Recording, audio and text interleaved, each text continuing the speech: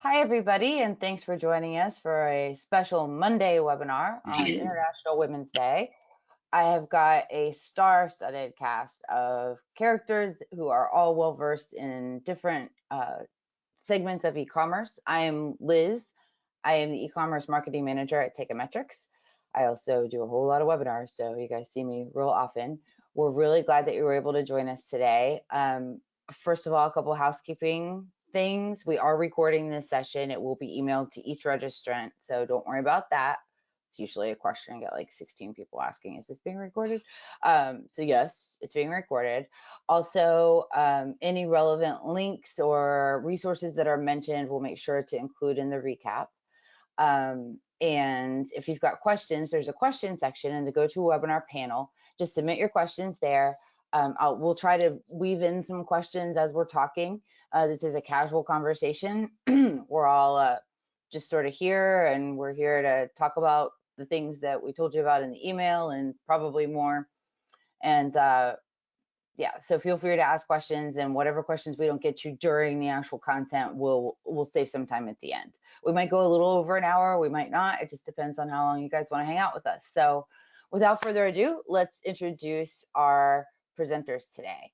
So I didn't think to put everybody in alphabetical order, so I'm just going to announce them as I see them on the screen. I don't know how you guys are seeing it, but we've got Becky Trowbridge from eComEngine. She's head of content there. She's an expert on product reviews and seller reputation and all sorts of stuff. We've got Cynthia Stine, who is the founder of eGrowth Partners. She is a multi-published author and is just about to release a book called Dirty Seller Tricks. We did a little webinar about that not too long ago, but that's coming soon, and it has stuff that will absolutely curl your toes and tingle your spine and make you just a little bit sick. But it's helpful stuff to know.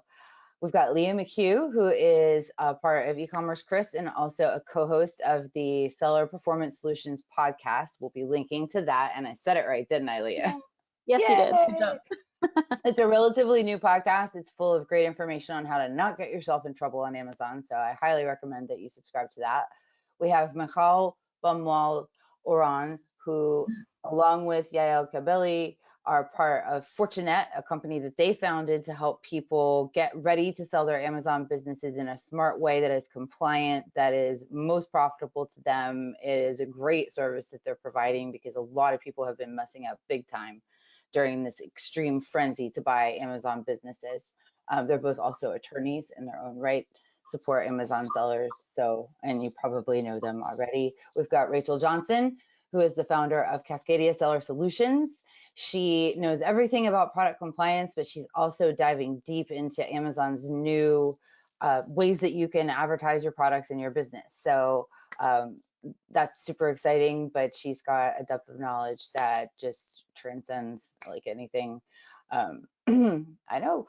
And then Carina McLeod is a former Amazonian, and she is the founder of E-commerce Nurse and Vendor Society. So Carina is well versed in third-party sales, third-party businesses, but also understands the 1P side of things. She has a full-service agency, and I just love everybody here. Melissa Simonson should be joining us directly, but these are some of my best friends in the industry, and I'm so excited for us all to talk today. So again, if you have questions, put them in the question section of GoToWebinar. Without further ado, because I've been yammering for 5 minutes, let's start.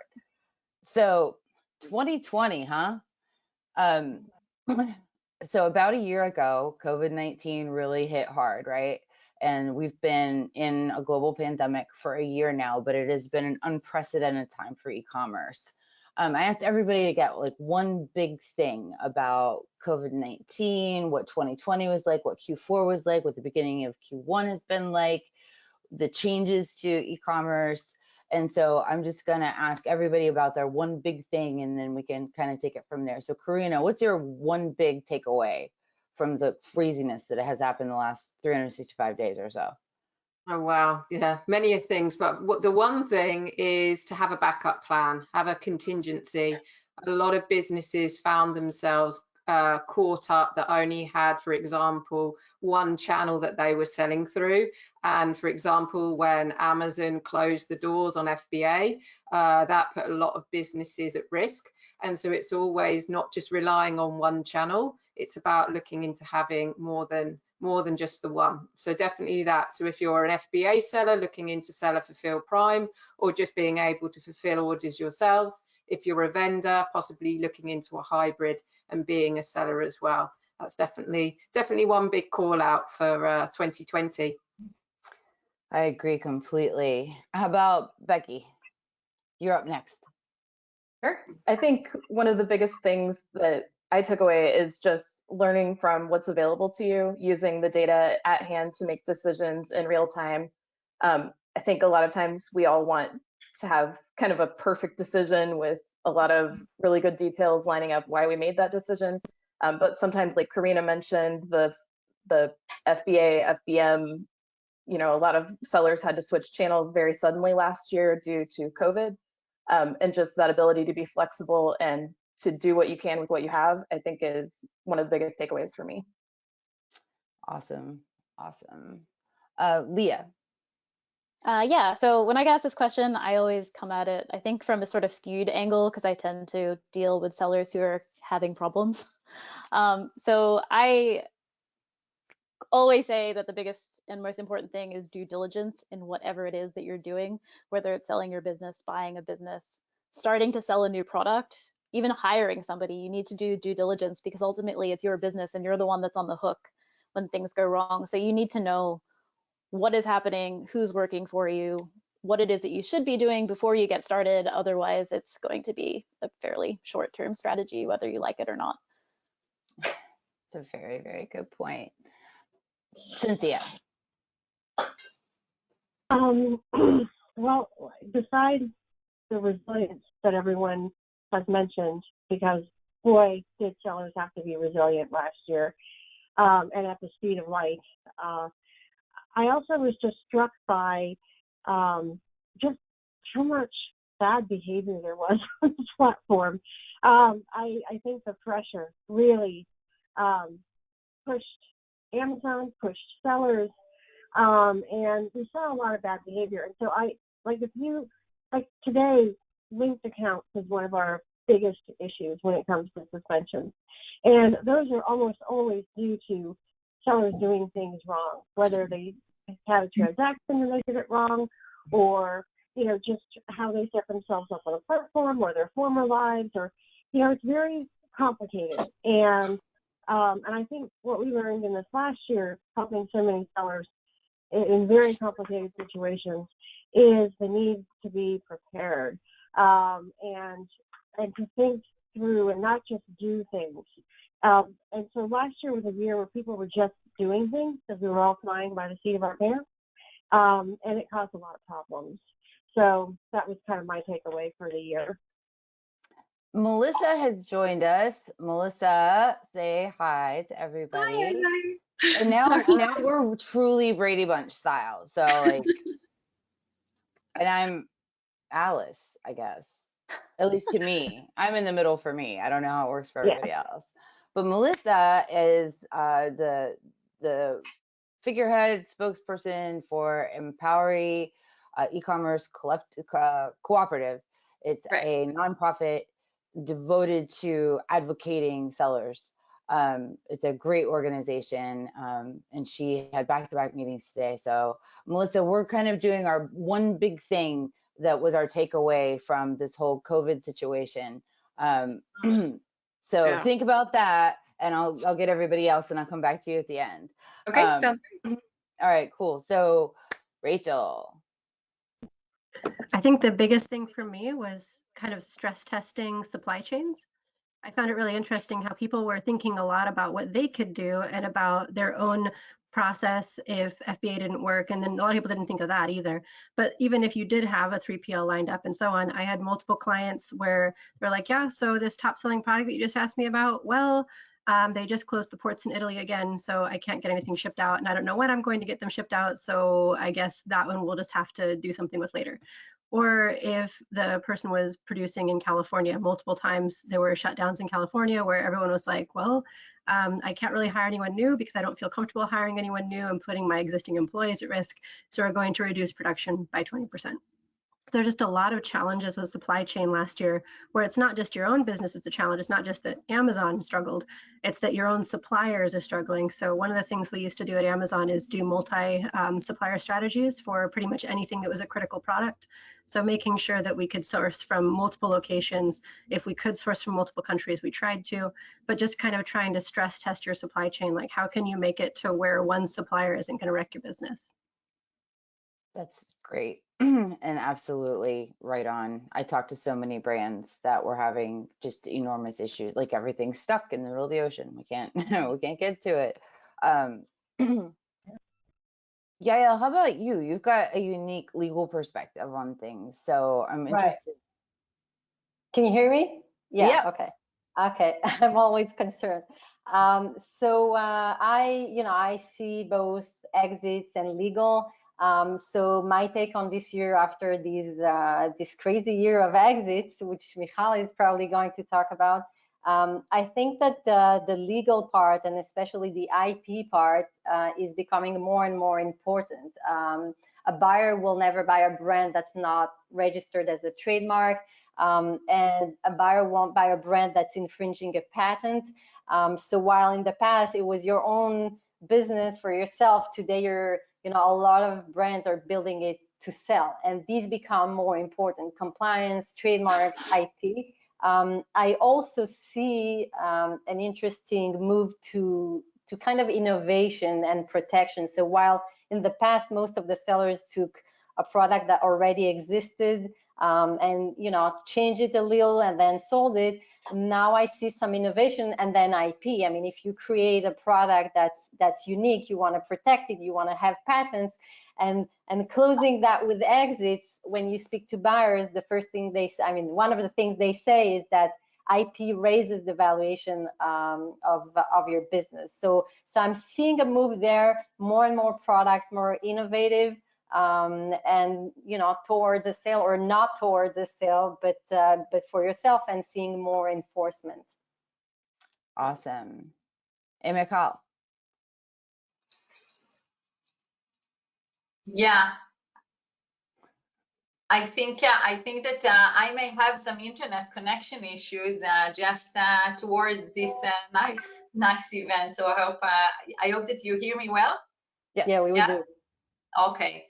So I think that this COVID year emphasized that that consolidation among Amazon sellers is something is a real solid phenomena. The amount of money that is spurred into the market for that purpose is huge. It is estimated by $3 billion just from mid-2020. So I think that during this year, any Amazon seller has acknowledged of his ability to sell the business. There are various opportunities to sell an Amazon business, many potential buyers. So it is clear that the business can be sold. There is a lot of demand for such businesses, and there is a lot to know around what to do in order to make sure that you get the best result out of this transaction. I believe that we'll speak about it further down the road. Yeah, I think that's gonna flow nicely. Melissa, what's your one big thing?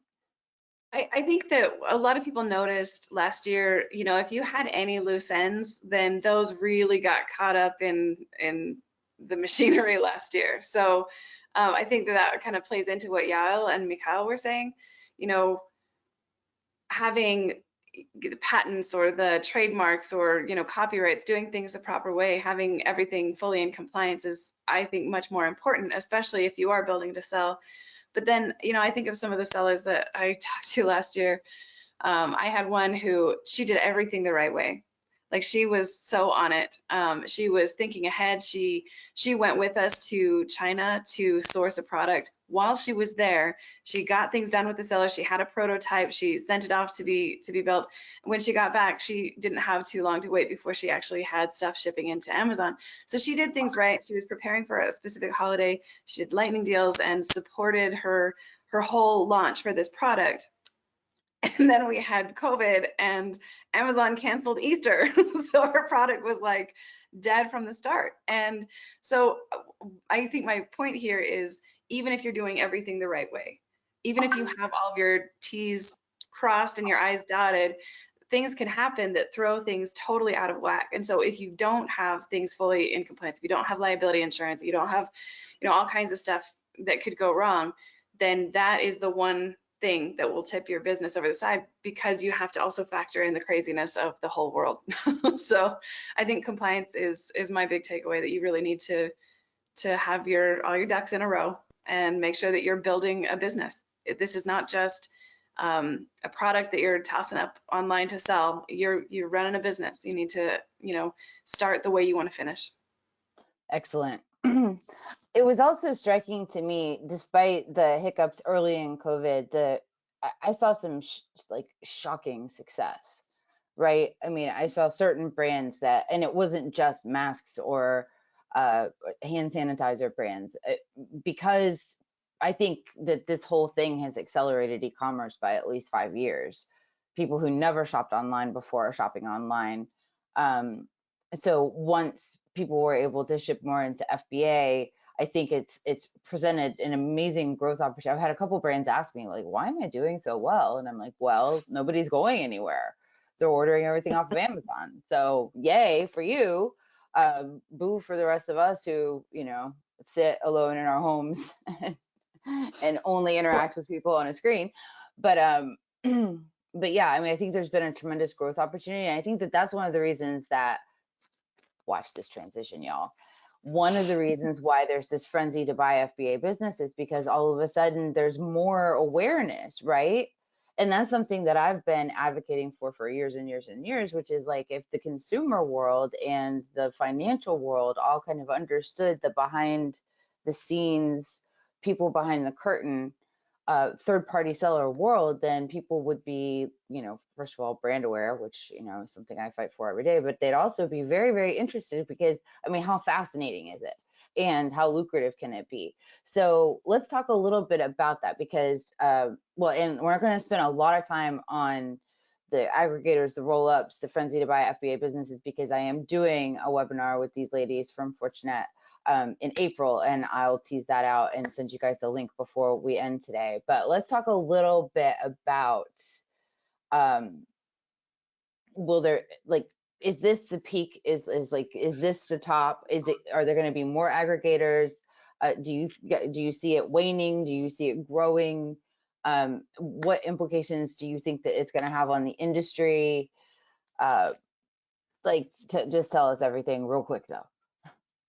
Yeah. Okay. So I'll read your, yeah. So first of all, it all starts with the basic. The basic is that Amazon FBA created many successful businesses. And when we're talking about successful businesses, we mean profitable and growing businesses. And when we talk about many, so there are dozens of thousands of such businesses, or even more, but, you know, starting from a certain size. So there is a growing industry, highly successful and very scattered, very diversified. With that, looking forward, it is obvious that the e-commerce has not penetrated fully into the market. So the e-commerce itself will keep on penetrating, and Amazon is leading this trend. Taking all of this, it is obvious that the opportunity is huge. On the other side, we see financial people, different entrepreneurs that come with deep pockets and understand that instead of building a brand one by one, they can just roll up as many brands as they want with all the money that they have, then manage them all together and create a much larger business that enjoy the economy of scale, and with that they can develop differentiated technology and other business differentiators.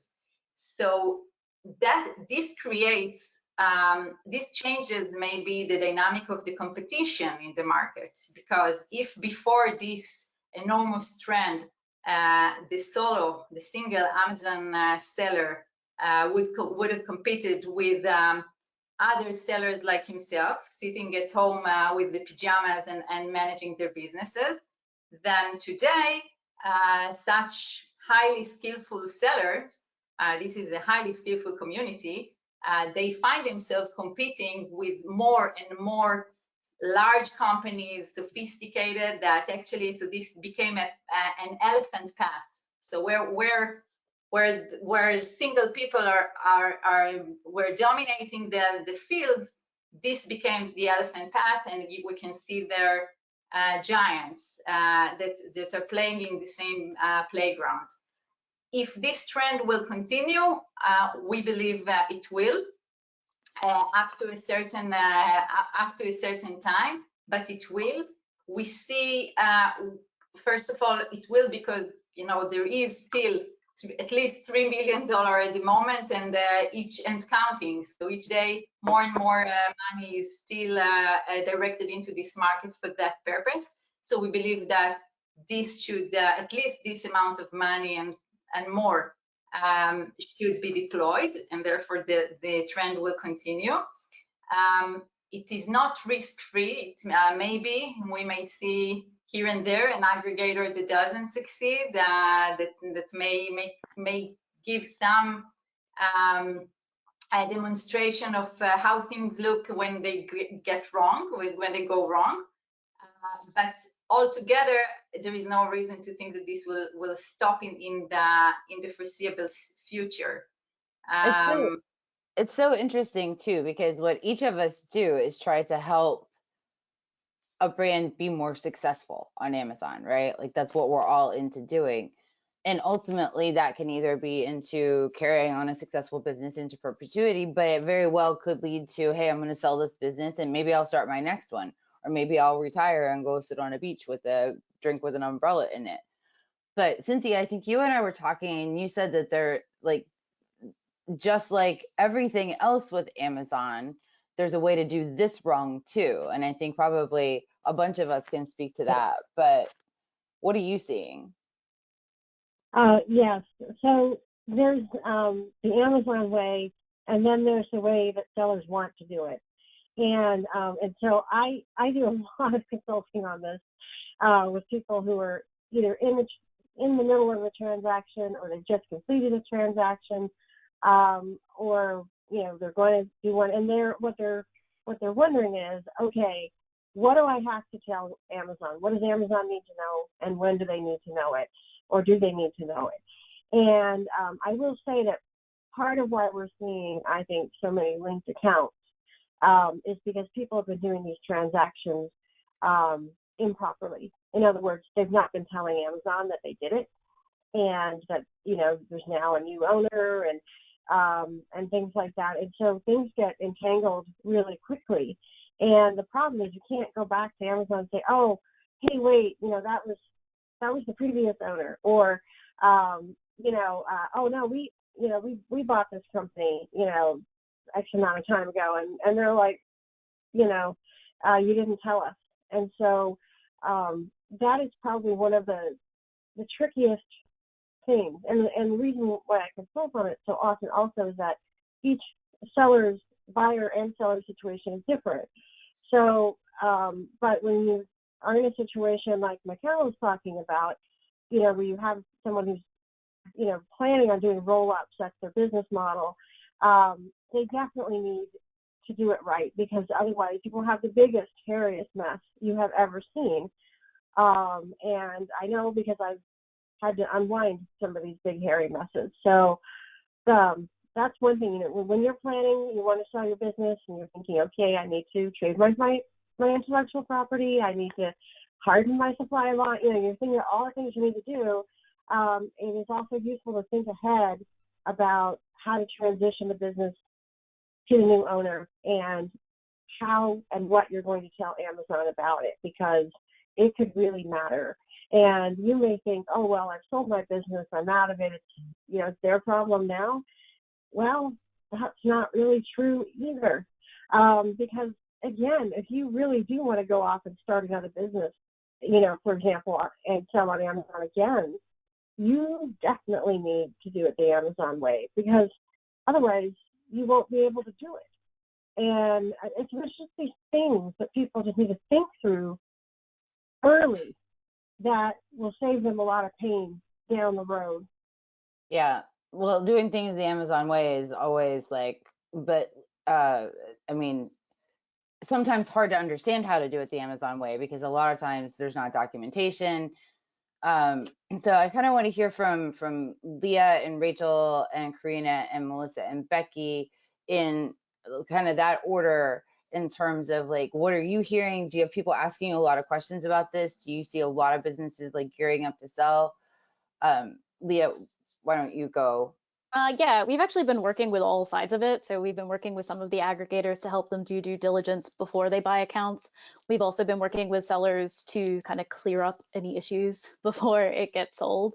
And I think what's really striking to me is that the aggregators don't necessarily have any Amazon experience or even e-commerce experience. And I think, like Cynthia was saying, if you're planning on selling this business and starting another one, you're potentially associating yourself with somebody who may not be running that account in the best way. So again, it's not just a one-way due diligence street. If you're selling your account, it's also important to know about who it is that you're selling to and what exactly they're planning on doing with that account. Or again, you could just end up in this mess where you're now related to 100 bad accounts and your account can now go down again as well. Totally. And I think that's the beauty of Fortunet too, because it's sort of like a matchmaking service as well as due diligence and helping you get, so you both have vetted the people that you would recommend, and you help businesses get ready, and you do business analysis and all that kind of stuff. Melissa, in your community, are you seeing a lot of people that are gearing up to sell, or are you seeing people that are like, I need to scale in order to sell, or are they too married to their own business and they're thinking they're never going to do that? I think after this past year, I think a lot of sellers experienced quite a bit of growth. If they had a great product, there was a lot of room for growth last year. So there's many of our sellers who are looking to sell that we've been, giving them different options. For Empowery, we give them, like a brokerage option. We give them an aggregator option. And we make sure that they meet several of each type of service provider, because it's so personal. When you're selling your business, you really need to have a good personality match as well with the people that you're working with. So we see a lot of people are wanting to sell. Several people I know are trying to scale up a little bit more and might use half or more of this year to continue on with their growth. But also we have a ton of aggregators, new aggregators who are reaching out to us for partnerships. And so it's amazing to see how popular this business has become.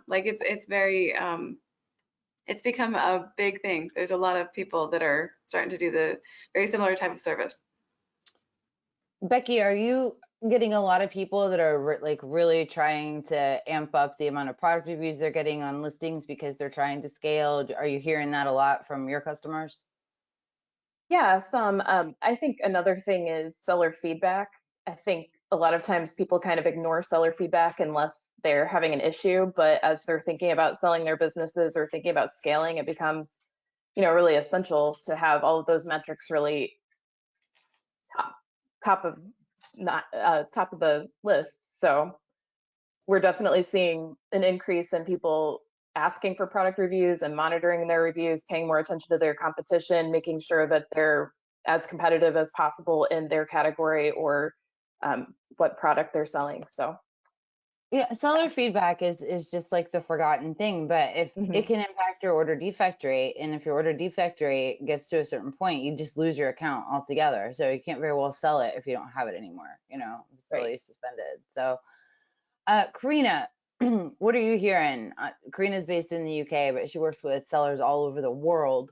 Are you getting people that are like, you know, I'm ready now, or can you help me get ready? Can you help me fix this listing? What are you hearing? We're finding actually more businesses that we work with are either using Amazon as a launch pad for their brand with the idea that they want to expand. So it's not about scaling up in order to solely focus on selling the business. It's more about, okay, I'm going to use Amazon as a platform to create that awareness, grow a brand that then enables me to open up doors to bricks and mortar. So we're seeing a lot of that these days with brands, as in Amazon is that phase one, as it were, to get into and this is either getting into just bricks and mortar, or it might be an international brand wanting to hit the UK market, for example. We're also seeing the reverse of that. So we're seeing that's when there's these more established brands that are then realizing from last year, 2020, with COVID, that they probably should have thought about their Amazon strategy or online strategy earlier. And so there's a lot of these bricks and mortar brands now that are realizing that they need to up their game in the online world. So that's typically what we're finding. There are businesses out there, of course, that are looking with the ultimate objective to sell, but we're definitely finding that a lot of brands that we speak with is more about how do I create awareness, not only on Amazon, but how do I really strengthen my brand across the market as a whole. Awesome. And Rachel, how about you? I know that you've worked a lot with product compliance, but you've also been diving into ways to promote your product on Amazon. Are you having a lot of people saying, hey, create me like an awesome live so that I can get this business sold right away? Or are you looking more at people who are just trying to grow their business? That's what actually the first thing that I ask people that we're working with is like, what is your goal? What is your goal in the next year or two? What's your goal in 3 to 5 years? Because if they tell me, oh, my goal is to exit, then the strategy for how to maximize the value for your exit is completely different than if your goal is take home pay, right? So the way that you structure your business, the way that you source things, the risks you might take or not take are dependent on whether or not you're planning on selling, or that might be an exit for you, versus if you are like, no, I want to build a business, and then, you know, I've got a younger family member that I think this business would be great for, and I want them to work in it. Like, it's a very different kind of approach to how you run your business and how much time you take to do things, and whether or not it's a long-term partnership. Just in the last year, probably about 6 of our clients sold their businesses. And so it's just, you know, it's been a pretty significant churn. And then a couple of people are like, you know, I hadn't even thought about selling my business, but I was contacted by, you know, insert number of people here who contacted them. They're like, you know, this offer was pretty good, so I decided to go for it. And they hadn't been intending to sell. They just finally got something that came in and they were like, all right, I guess I'm going to do it. So sometimes, you know, even if there was no intention to go for it, we've been seeing people just like, the money's too good, I'm out. Maybe they're going for that Mai Tai on the beach. Yeah, offer you can't refuse, right? We have a couple of questions related to this. Did I miss anybody for this? I don't think I missed anybody. I just wanted to add something. No, please. Yeah, no, I just wanted to say one of the things we're asked a lot is what to do if you're going to sell at the end of the year, which is what we see a lot. What are you going to do during that year?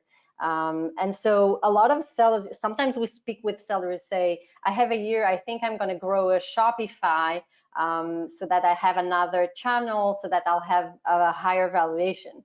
But then some of the sellers succeed, but many of them, since they've never done it, they don't necessarily succeed in that. So I think that it really depends on how much time you have. If you have, if you're going to sell it in 6 months and you're very good at Amazon and launching new brands, then do that. We're saying do what you do best. If you have 6 months, I don't know if I would go to a different direction of something completely new. If you're very good at going to different markets on Amazon, then do that. If you're very good at growing the current brand, do that. But so that's a mistake that we see sometimes, going to directions in a very, very short period of time to try to maximize the sale. Maximizing the sale is getting the business at the best state it can be, and so you know how to do that. That's awesome. We do have a couple questions. Y'all be patient because I am going to save those to the end because like I promised myself we were only going to spend just like a little bit of time on this, but it's such a hot topic and I think that it impacts every single one of us in terms, I mean, obviously we help with advertising and if you want to increase your sales, you've got to advertise. So, I mean, like we're all hearing it. It's completely permeated the industry and every single corner of the industry. But we are doing a webinar about it soon. So I'll put out the link as soon as I stop yammering it again. And I'm going to queue up the next set of topics, which is one of my favorite things to talk about. And it's because of Leah. It's because of my work with a lot of you. And Becky and I have geeked out on it a whole lot. But that is like Amazon's rules. Cynthia talked about selling your business the Amazon way. Many of you worked at Amazon at one point. There are a lot of rules and there are a lot of policies that Amazon has. Some of them are well communicated, some of them are not. So let's talk a little bit about that. Cynthia, I don't want you to like give us any spoilers, but you mentioned before your big thing about the 2020 COVID whole time was that the bad behavior that you were seeing. And you've got this book, Dirty Seller Tricks, coming out. So I think it's cool to maybe start off the compliance section with a great example of one of these bad actors and the things that they've done. And then we can sort of go into everybody's little specialties. But it's always horrifying, but very interesting to hear. So like, give us like a top 2 bad behavior so that we can all just be shocked and horrified. Shock and horrify us. Shock and awe. Yeah, it's just some of the things that we're seeing. Well, first of all, I'm going to step back and say that, you know, a lot of people believe that these dirty tricks are coming from China. And it is true that there are a lot of Chinese sellers who know these tricks and are using them. Absolutely. But they are universal. We find bad actors in every country. And it's also what's concerning to me is how much more commonly accepted it's becoming. You know, people feel like, well, I have to, you know, I have to be, we call them shady squirrels in our company. I have to be a shady squirrel because everybody else is. And so that to me is a really disturbing trend. But, you know, people are doing things like they're trying to take down a competitor's listings, right? And they have a whole bag of tricks for doing that. They might do everything from, you know, change out pictures or other things that would upset the sellers or the buyers. I mean, like, you know, we had one guy who woke up one day and all his listings, the images have been replaced with hardcore porn. And I mean, ugly, hardcore porn. This was no Playboy model. And so, you know, buyers were really upset and they were complaining to Amazon. My client was absolutely, you know, just devastated by it. So that was, you know, one. Oh, and they kept doing it too. So every time we got it fixed, you know, a few hours later it was back. We eventually unraveled that, but there are things like that. And then there's fake reviews. We see a ton of stuff going on around reviews where, you know, people are maybe leaving reviews on the competitors, but they're doing it cleverly, right? It's not obvious that it's them. They're leaving reviews on someone else's listing to try and take down that listing. We see a ton of that. And, oh, gosh, there's also those sellers who may have multiple accounts. And so they use these accounts to play what I call the shell game. And so they'll have one account that's like the bad account, the bad actor account, that does all the bad activity. And then they have the hero account, which is the one where they're selling their products through. So when you go and look at these listings on Amazon as a buyer, you have no idea what's going on behind the scenes. And so you go to buy yourself, I don't know, a blender, and they all kind of look alike, you may be thinking. What you may not be realizing is they actually are alike, that the first 5 listings that you see are actually all the same company under different names, but it literally is the same damn product at different prices. There's just things like that. But what gets me and what the book comes from, you know, my heart in this is, you know, when I see real damage, malicious behavior, seller on seller, you know, and what was interesting about 2020 also in this area is that sellers are starting to fight back. So there have been a lot more lawsuits. I know I've been called to be an expert witness in several of them. And there's been just a lot more of this, hey, you know, you can't get away with this. But also with 2020, you know, Amazon had a lot going on, to say the least. And so they were more or less, you know, not paying attention either. And they weren't policing their own platform as well as they could have.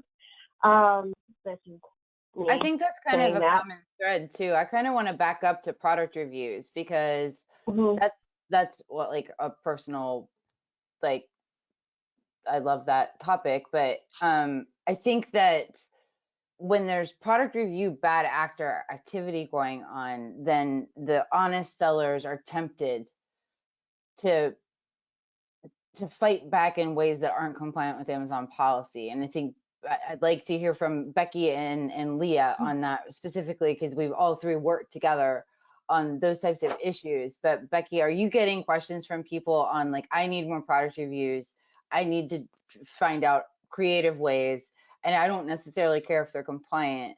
So if you could speak to that, and Leah, then if you could speak to, like, are you seeing an increase in reviews abuse cases, you know, that you guys are getting approached with? And then Yael, if you could talk about a little bit about the so this is like to you guys that are watching at home, then I'd like Yael for you to talk a little bit about, like, what kind of lawsuits are you seeing? Are people fighting back? Rachel, I'd like you to talk a little bit about, I know that it's not your favorite right this second, but are you seeing product compliance issues? Carina, what are you hearing from your folks? And Melissa, as an advocacy organization, what are the biggest pain points in terms of Amazon policy that you're seeing? So to recap, let's go to Becky. And are you having people saying, like, look, I want to pay these guys that said that they can get me 100 reviews on my listing within 3 days?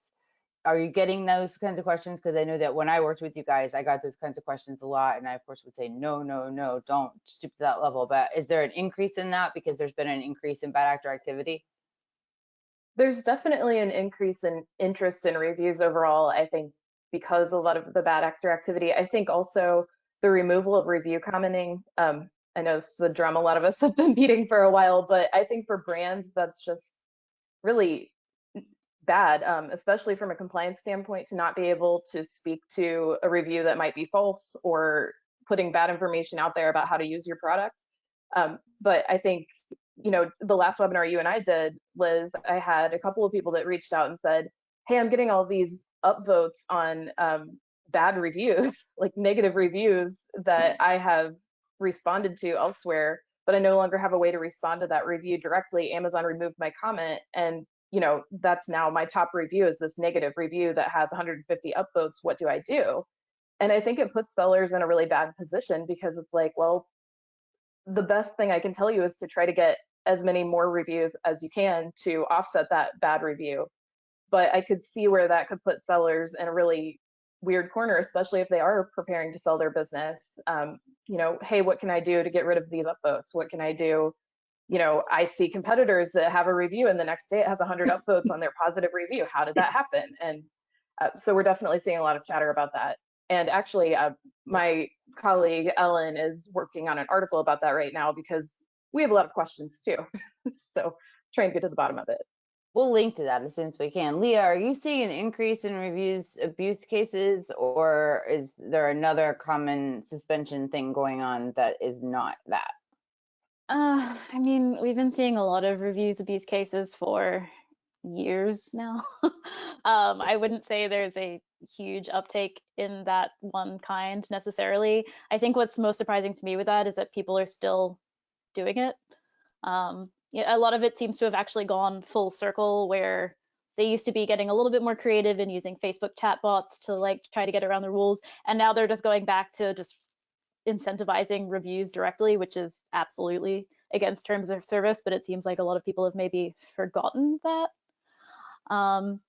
In terms of abusing each other, I think there are actually easier ways that sellers have learned to take out a competitor besides reviews, and a lot faster ways. So we're seeing like things Cynthia's like, porn client. I mean, not yeah, the client, or the porn, putting but... hidden keywords that make it look like your product is a pesticide, or make it look like your product is a prescription only drug.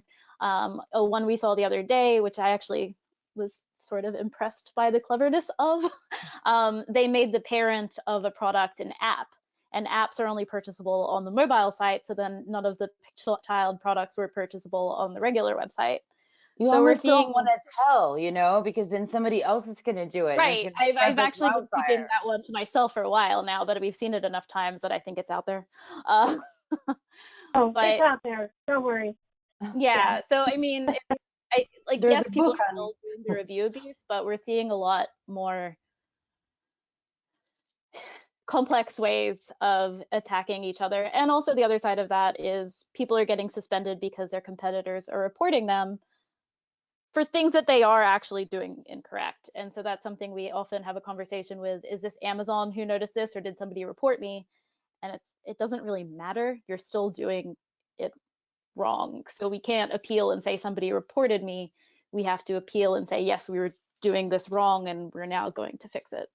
Well, it's like you got to make sure your room is clean before you can point out the mess that your sister made on the floor, you know, because yeah, or you know, if somebody gotta... points out that your room is dirty, it doesn't make your room less dirty.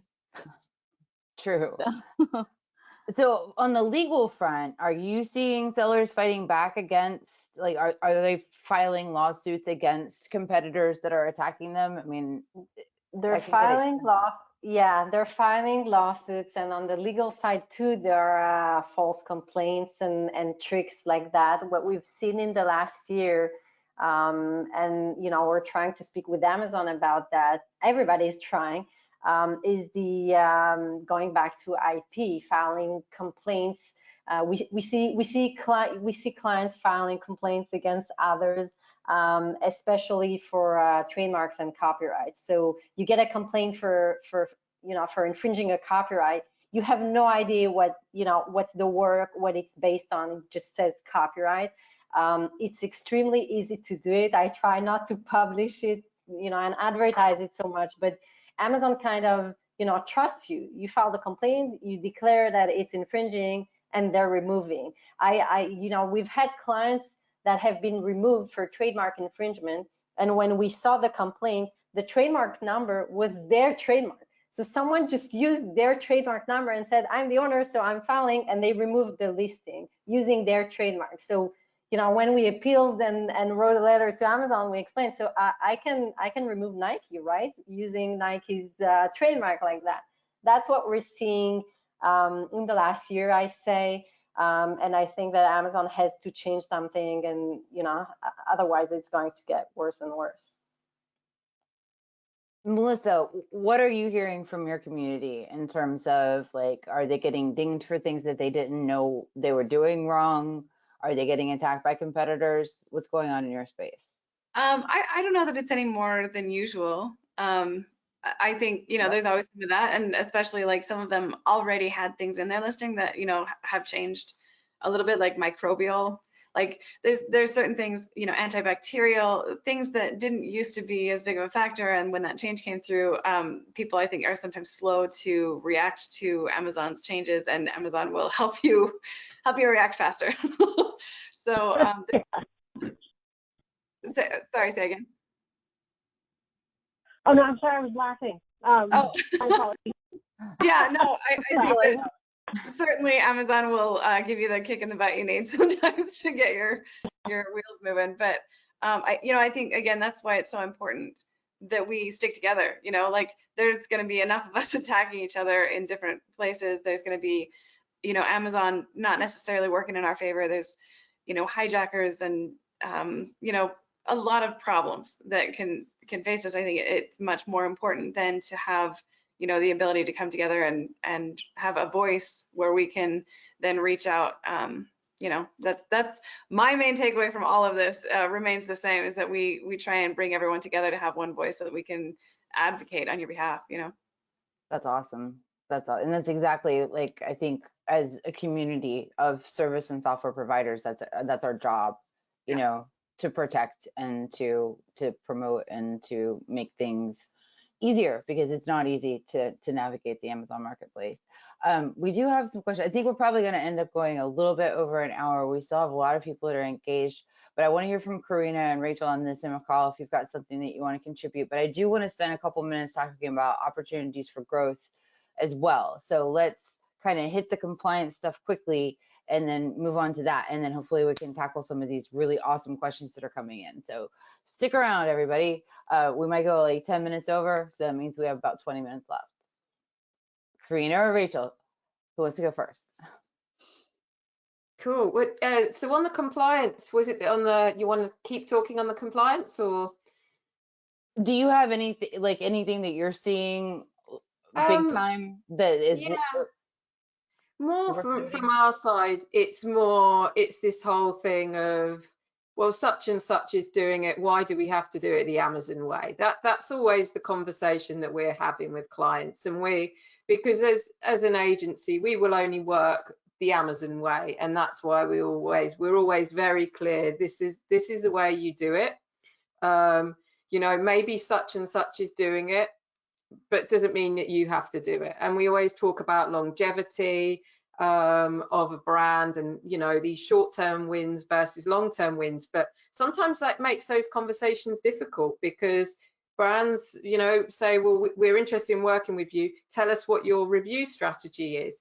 You know, as though it's like adding putting these inserts in all the packages and everything, and all these, you know, incentivizing reviews. And it's like, well, there isn't really a review strategy, you know, not the Amazon way. It doesn't work like that. And that's what I would say is what we're finding a lot, is trying to explain why you shouldn't basically do it not the Amazon way. Right. And it's good, because that's how we need to educate people. It can be awfully frustrating to watch bad actors succeed and beat you, and then not be able to do anything to retaliate that's immediately satisfying. There's no instant gratification when it comes to fighting that. Rachel, what are you seeing? Yeah, so what I'm seeing is what I've been hoping to see for years. So that's nice.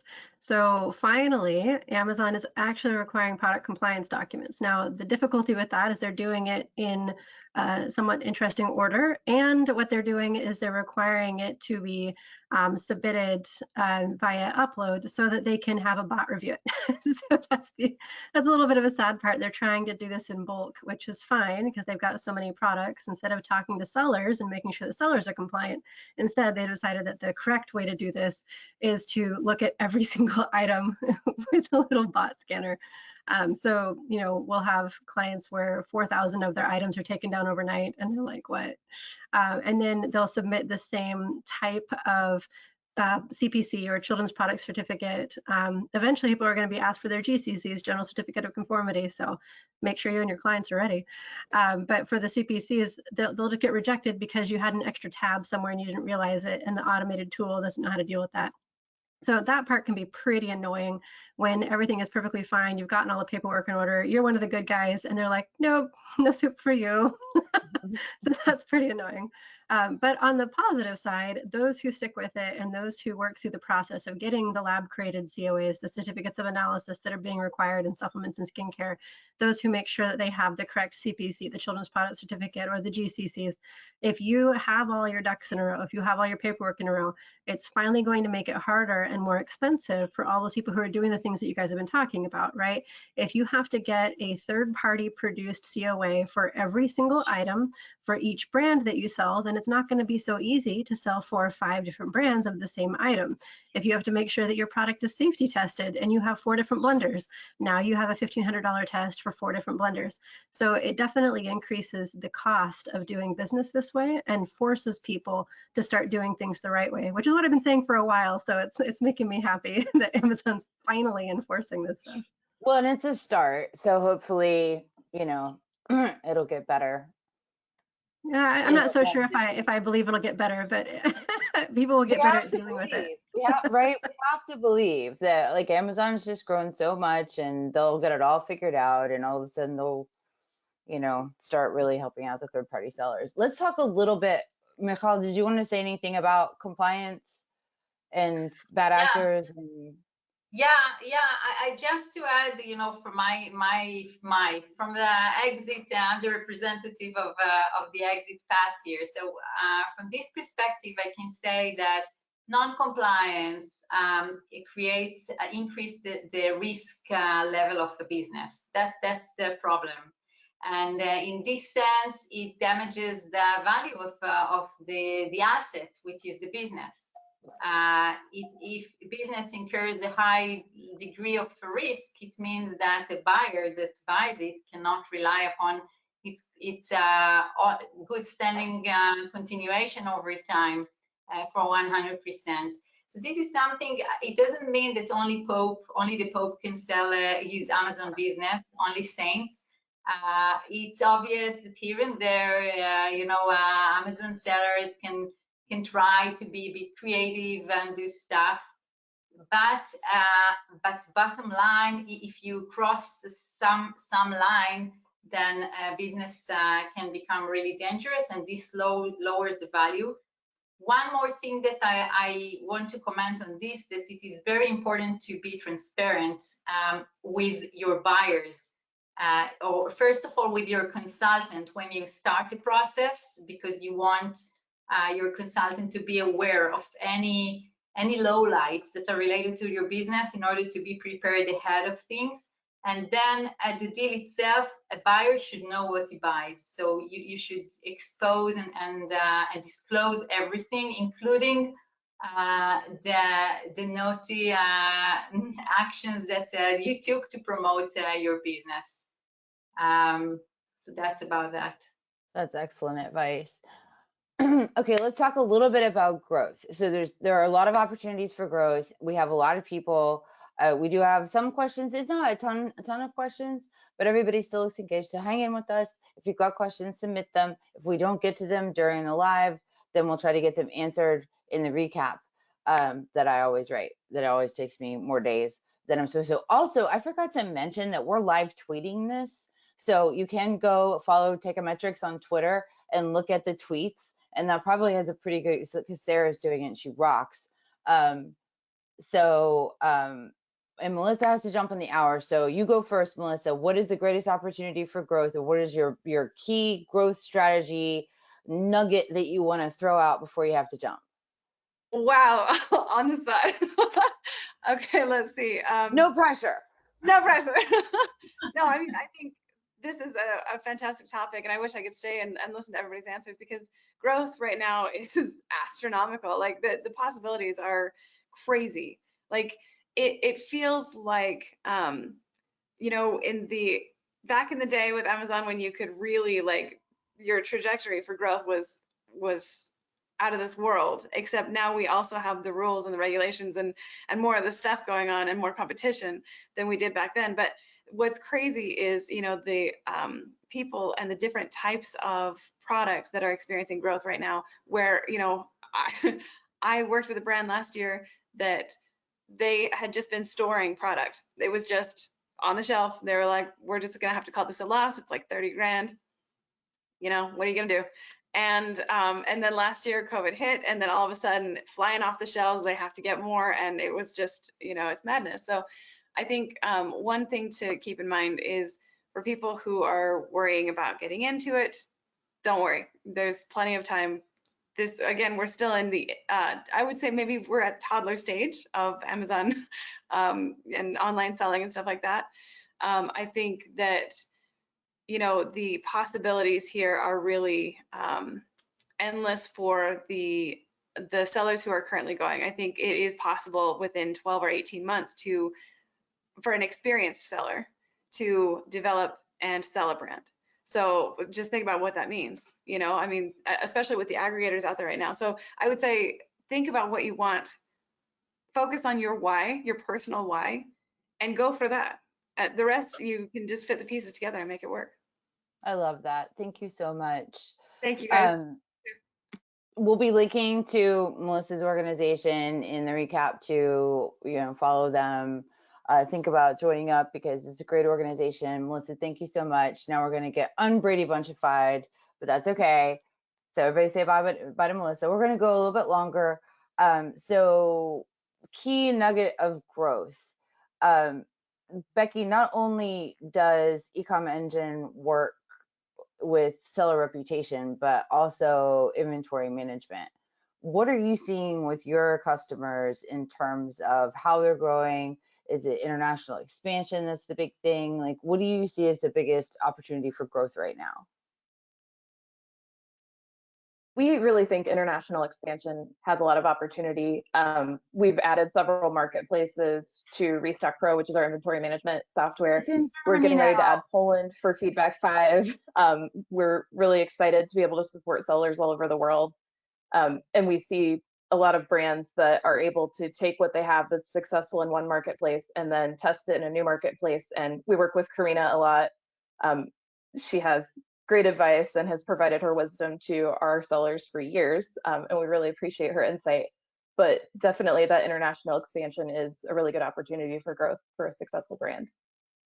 Carina, and I think it probably plays into the aggregator side too. Sorry, I don't know, like from a legal standpoint, how that works if a brand is selling in multiple marketplaces, but I would imagine that people that are looking to buy businesses are interested in those that have already gotten some recognition in multiple marketplaces. I was talking to Ryan Kramer from Ping Pong, and somebody asked, when is it the right time to expand internationally? And he was like, if you haven't done it already, you're late. It's like, it was time a long time ago. So Carina, since you got mentioned during stand-up in marketing, we say popcorn over chicken. I don't know what it means. I mean, I know what popcorn is, but Becky just kind of popcorned you. So do you feel like international expansion is the biggest opportunity for growth right now, or do you feel like there's something else that is that's the thing? Yeah, I think there are a couple of opportunities. International expansion, definitely one of them. Unfortunately, Brexit has slightly been a bit of a pain point for many businesses and delayed things and so forth. With getting stock into the UK, with just putting that real divide between the EU and the UK from a European fulfillment network perspective. But from international expansion is definitely a great way to basically expand your customer reach, and Amazon makes that really easy for sellers. I think another real golden opportunity that I would mention as well is video. I think video is really becoming something really key. We can see with sponsored brands, advertising has gone into video. And really, we're not, you're seeing some players, but it's about getting that competitive edge. What we also, we see, and we always do in the UK, is Amazon in the US are more advanced. Sellers are more advanced in the US. So we always say, use the US as a benchmark, and you can see everything. And so video is still really at complete infancy within the UK and Europe, and it's definitely an area that just catches the customer's attention. It's going to be something that's going to continue to grow. So jump into it at an early stage for sure. Whilst your competitors aren't, it's going to give you that extra edge. That's a great tip, and that was kind of a popcorn over to Rachel. So popcorn it is. So the thing that I thought was super interesting about last year, just in terms of changing people's attitudes about e-commerce and how they interact with online sales channels, is actually QR codes. I think most of us have had that experience of going to a restaurant in the middle of COVID, and you don't get a paper menu anymore. You get a little laminated thing on a stick that has a QR code on it. And pretty much everyone figured out within a month or two that their phone already had that app, and you just have to open it, and then it goes to the URL. And most people didn't even realize that their phone even had that, or what it was for, or what it did. And so now basically COVID has trained an entire generation of people who had no idea what QR codes were, what they were for, what they would do.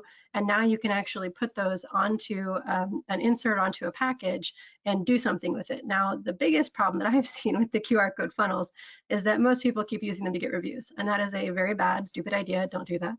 The thing that we use the QR codes for is to try to increase followers on Amazon. So some of you may be able to see this on some of the brands that you work with, but there's now follow buttons on your posts, on your storefront, and when you go live through Amazon Lives. So you can get people to follow you in a variety of ways. If you don't have a big social following, you can get people to go over and follow you on your Amazon site, then you've got to find other ways to get people to follow you. And it's really the only way that I have seen anyway that Amazon allows you to connect with your customers on Amazon directly. So with a live event, if someone follows you, as soon as you go live, it actually sends a push notification to your phone. And I don't know if the last time you've gotten one of those from Facebook, but I haven't gotten one in a while. So actually having a notification that takes over your phone is pretty awesome. It's the reason why a lot of the political people moved away from Facebook and to text messaging whenever they got people to sign up and donate, is because then it goes straight to your phone, it takes over the phone, it pops up. So one of the things that we've been doing is trying to get people who buy our client's product to then go on and follow the brand, so that when we have new items or we have discounts or we're trying to push an item or we have too many of a particular color and it was just a bad purchase, that we can then offer that one at a discount during the live. It sends a notification to all their followers, people who are already likely to be interested in their product. And now you can reach out directly to consumers, which you couldn't before on Amazon. That was the big no-no, right? You can't actually talk to people directly. So you know, with one hand they give with lives, the other hand they take away with not being able to answer reviews. But there are some cool things this year for sure. That's awesome. And we did a webinar about like lives, posts, profiles, all that kind of stuff, but I don't think that the QR codes were there yet. So that's really, really a smart strategy that you guys can implement today. Leah, are you seeing people that are trying to grow in certain ways and that's just not working out because they're doing it wrong? Do you have people that are approaching you guys to say, you know, I need to grow in this particular way? Like, what do you think the biggest opportunities for growth, other than like quit breaking the darn rules? That's a big one. But I mean, Rachel was sort of talking to this as well, a little with the QR codes. You know, you can market off of Amazon. I mean, you know, you're not going to push people away from Amazon, but you can definitely push people towards Amazon. And I think that's often a underrated strategy. A lot of Amazon sellers get very tunnel vision in Amazon, and you can, you know, Facebook ads are still a highly profitable place to start. Instagram, Clubhouse. There are plenty of ways to get people interested in your product that has nothing to do with Amazon. But then once you get them to Amazon, you're actually increasing your conversion rates rather than if you were just sending them to your website, because there's already that level of trust. They know that if something goes wrong, Amazon is going to have their back, which you don't necessarily know when you just get sent to a random Shopify store and you're hoping it's legit. So I think like looking off of Amazon for marketing strategies is going to put you ahead of a lot of Amazon sellers who just don't seem to think of it.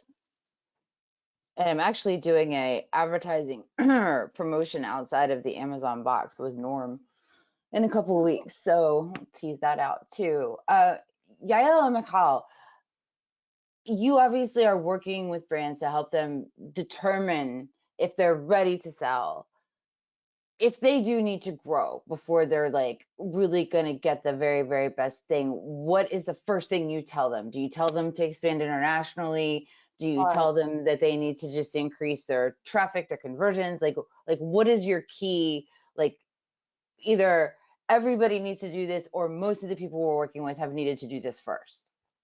I'll take that one. I wanted to say, I mean, in terms of expansion, it's interesting because, you know, when you said earlier, you should have done it already. I'm thinking on the exit side, not doing it is also an advantage. Think of the buyer. They're buying businesses to grow them. They promise to their investors that they'll grow the business at least by 40%.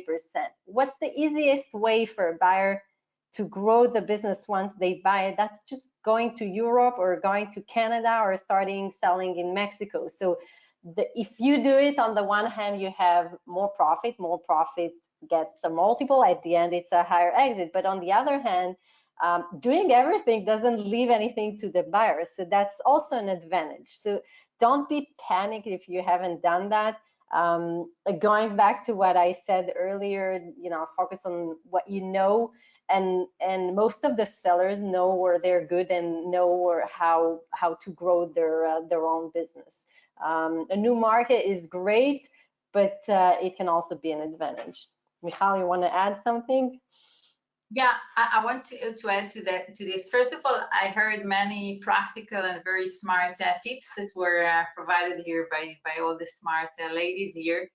But I can add maybe from our perspective, from meeting different brands when they consider to sell to be sold, that actually each and every brand and business has its own growth potential. It is smart for sure to look for what you can do when you compare, the value and the investment. So you should choose the most valuable investment that you can make.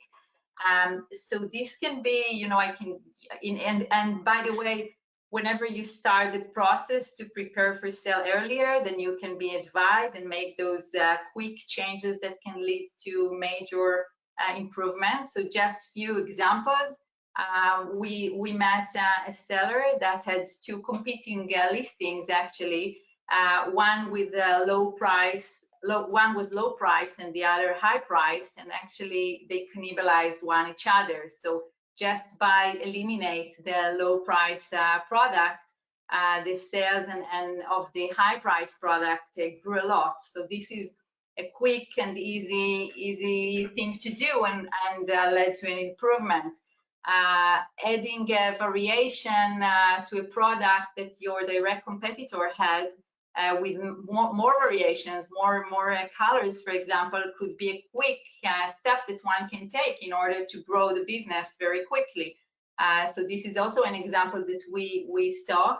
Optimizing PPC, of course, to increase the profit.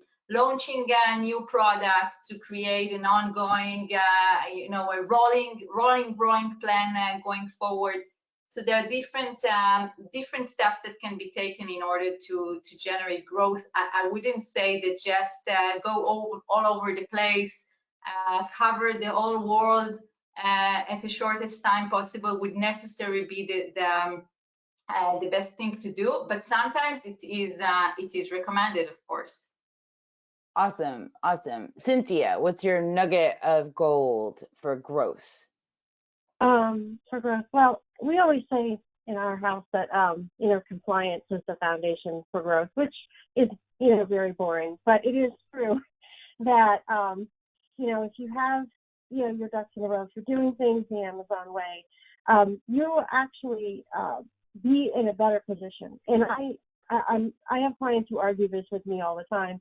And I tell them some of the best, largest, and best performing companies on the platform are fully compliant and focused on compliance, because they not only do they not want to get suspended, nobody wants to get suspended, but what you don't realize until you get to that level is that there's real benefits to being a favored seller on Amazon. And it is a virtuous cycle that starts to perpetuate itself. So you get invited to new programs. You get to beta test on things.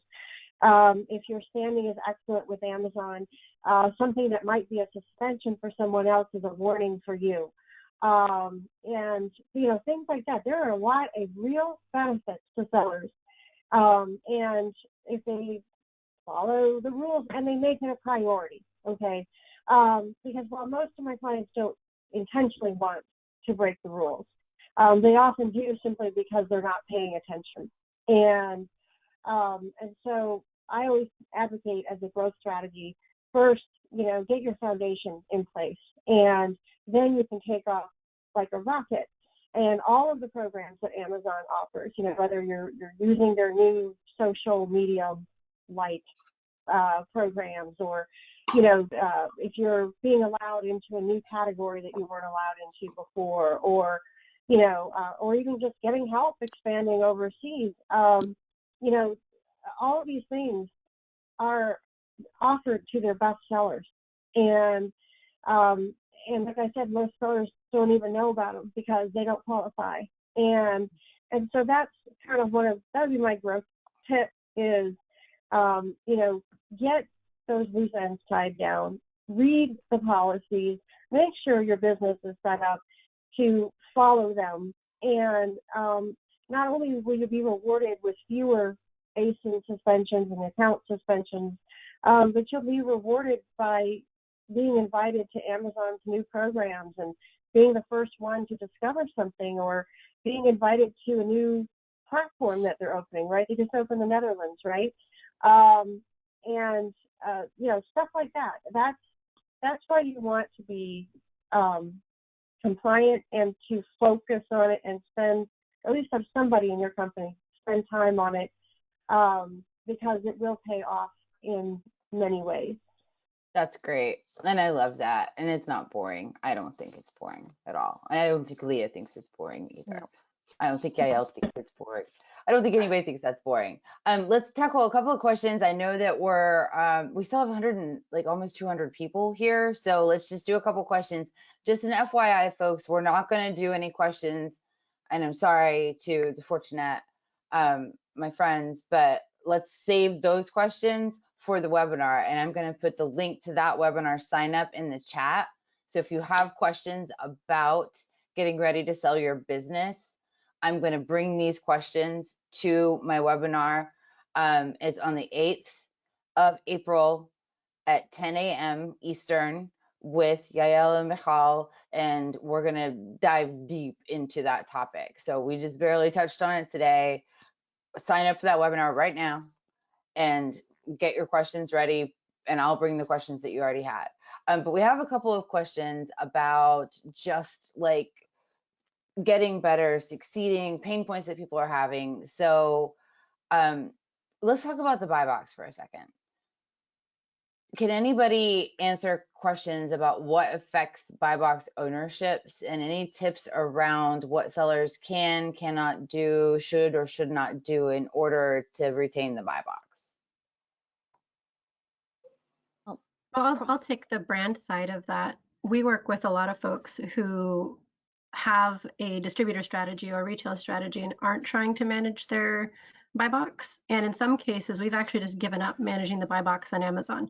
We just try to make sure that the items that they have in retail look nice, they're well presented, there's something that makes the brand feel happy if somebody lands on that page, but those aren't the ones that we focus on for Amazon. We'll make a 4-ounce version instead of the 6-ounce that's in retail, or we'll make a 2-pack, and then we have a special package for the 2-pack and then take to anyone who tries to sell it.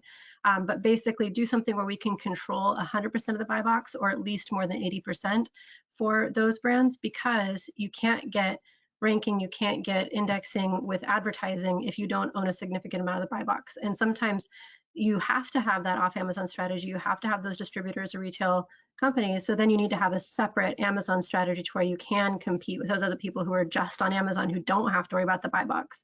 So in terms of trying to take off other sellers, I don't have very many good suggestions there, because we have not been very successful with that. Amazon likes having all that selection. They like having offerings there. They like making it easy. And so we've basically just taken an approach of, we need to have a dedicated Amazon strategy to where we can get full buy box ownership. Awesome. Leah, did you have a comment about that?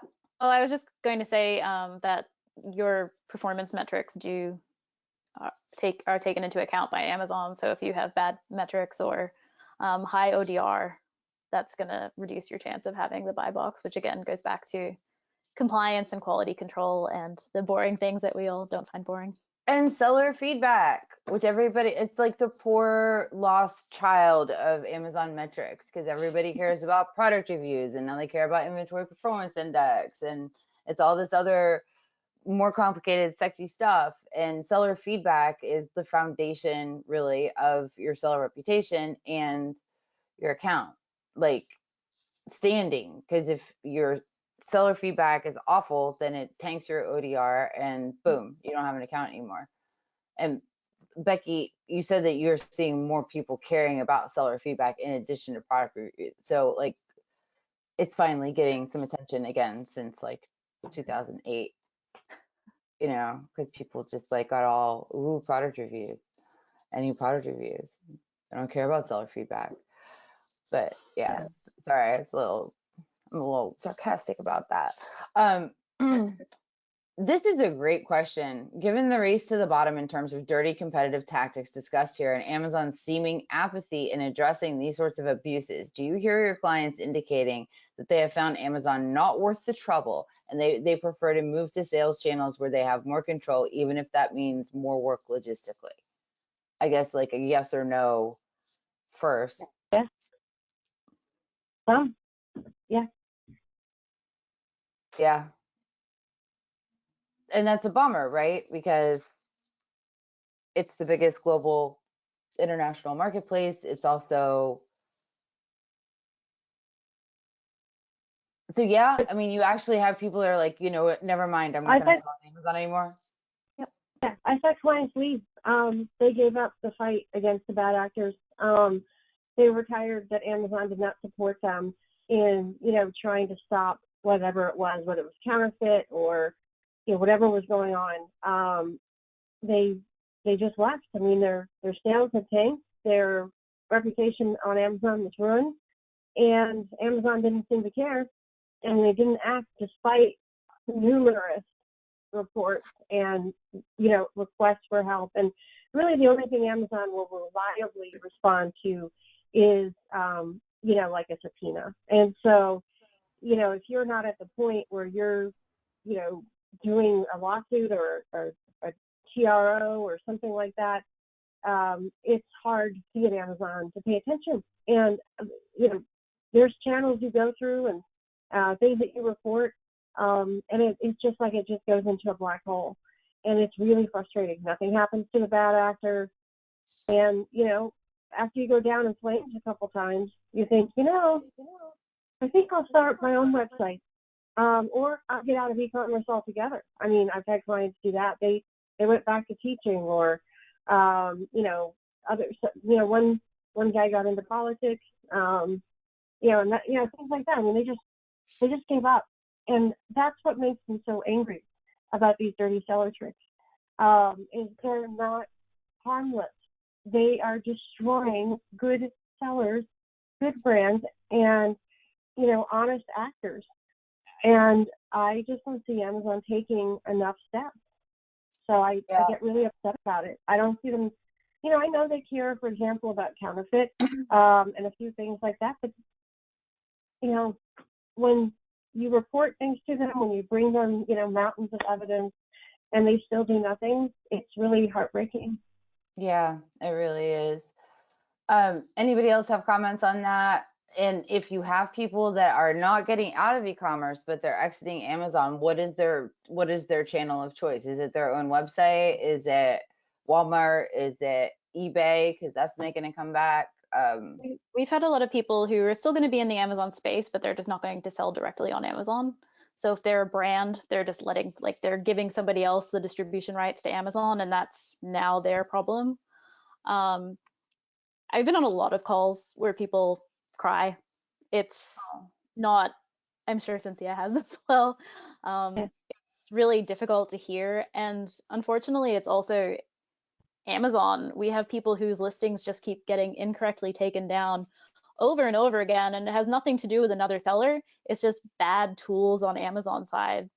And it's, you know, every time Amazon's like, oops, sorry, but a couple of days to get that to actually get fixed over and over and over again can destroy your business. And so, yeah, we've spoken with a lot of people who think they want to get out of the Amazon space, or just get out of selling directly and making that somebody else's problem, because they just can't maintain a business that way. Carina, how about you? Are you having people that are just like Amazon? And if so, what channels are they looking at? It's not just only sort of when it comes down to dealing with issues that we've mentioned, where that have been mentioned, where there's dirty, where people are playing dirty. It's also sometimes businesses, it's down to profitability.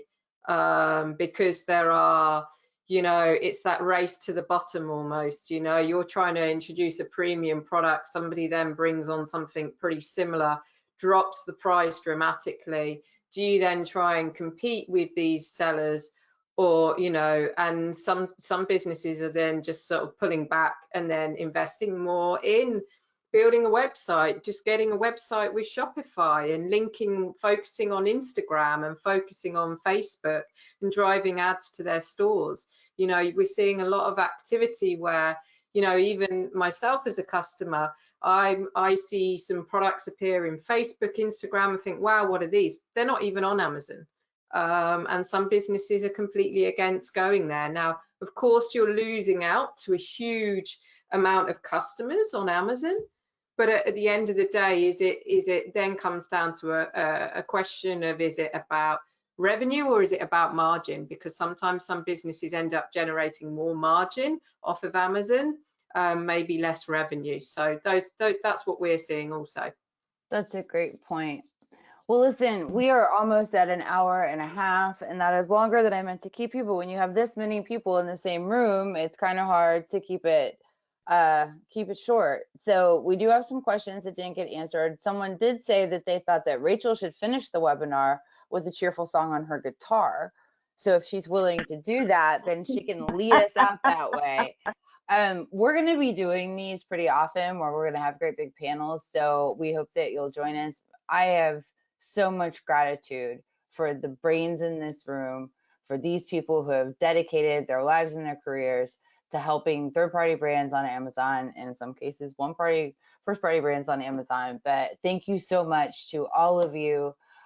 Thank you to those at home who have joined us.